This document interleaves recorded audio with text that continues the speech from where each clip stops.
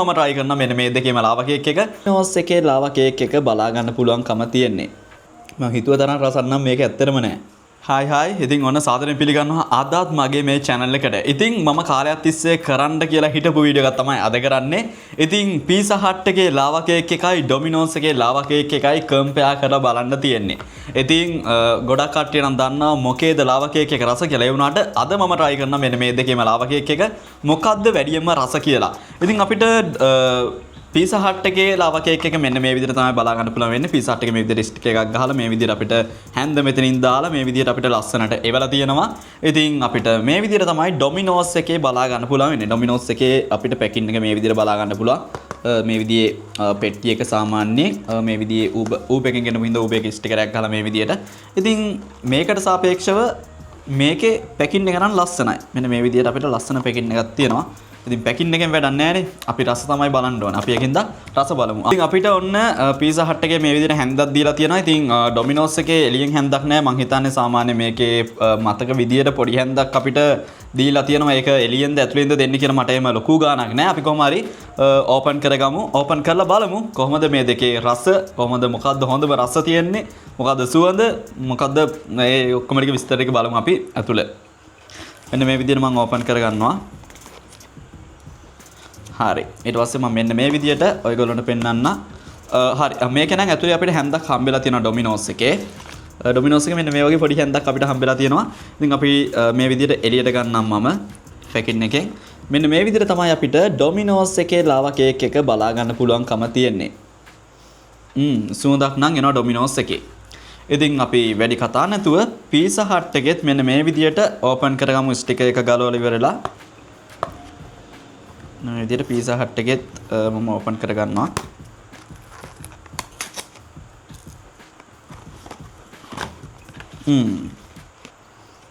Pizza Hut එකේ නම් අපි සාමාන්‍යයෙන් සුවඳ බැලුවොත් එහෙම මේ Domino's එකට වඩා හොඳ සුවඳක් තියෙනවා.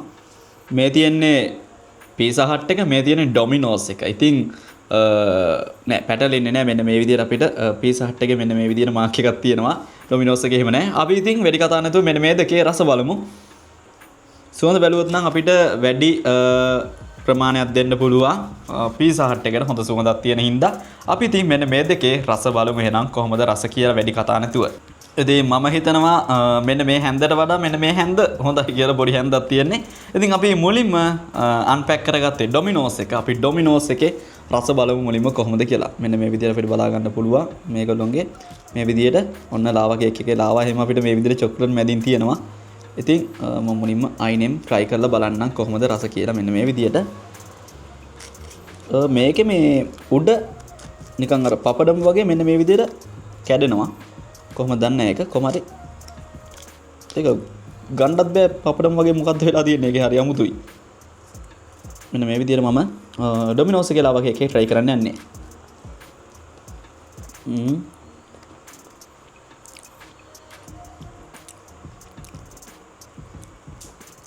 දැන් මේකේ රසක් තියෙනවා. ඒ වුණාට අර මම හිතුව තරම් රසක් නම් මේක ඇත්තටම නෑ. මේ වගේ චොක්ලට් එකක්වත් බලමු.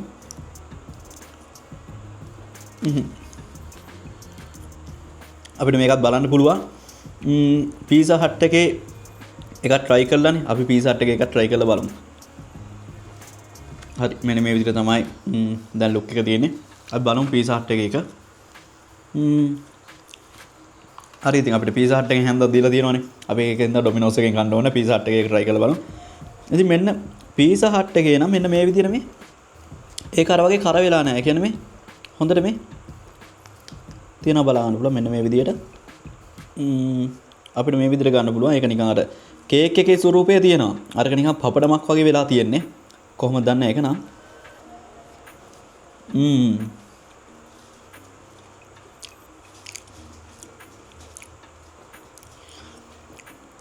Domino's එකට කිට්ටු කරන්න බෑ මේ Pizza Hut එකේ එක නම් Pizza Hut එකේ එක මාරම රහයි. Domino's එකේ එක රස නැහැ. මොකද කලින් අපි ඉතින් try කරලා තියෙනවා.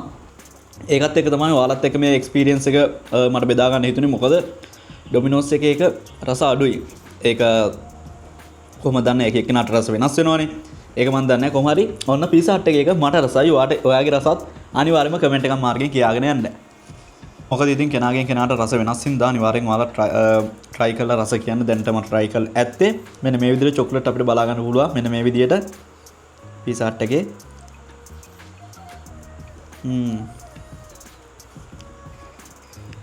ඒක නම් මාර මරහයි.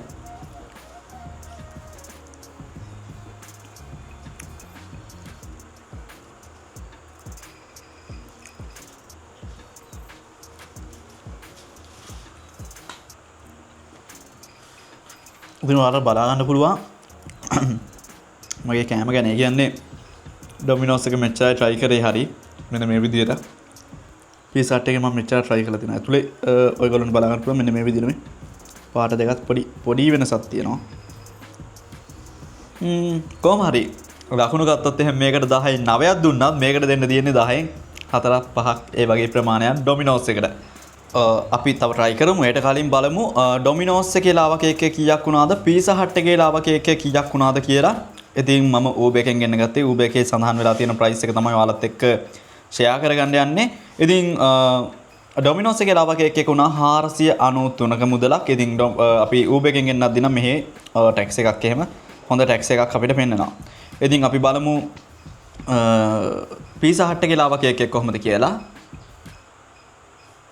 ඒකේ ලාවා කේක් එක වුණා 550ක මුදලක්. ඉතින් ඔන්න 550 අර 400 ගාණක් ඒක ඔයාලට කම්පෙයාර් කරගන්න පුළුවන්. මොකද්ද ප්‍රයිස් එක අතින් හොඳ, රසෙන් හොඳ මොකද්ද සහ පැකින් අතින් සුවඳින් ඒ වගේ දේවල් වලින් මොකද්ද හොඳ කියලා. ඉතින් සුවඳ අදාළ නැති වුණත් රස නම් පීසා හට් එක තමයි.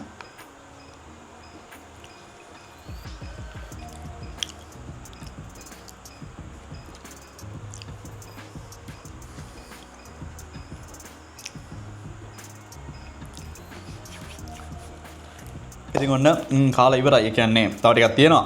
ඒකේ රස බලන්න මම පස්සේ. ඉතින් ඔයාලගේ අදහසත් අනිවාර්යයෙන්ම කමෙන්ට් එකක් මාර්ගෙන් කියරන්න.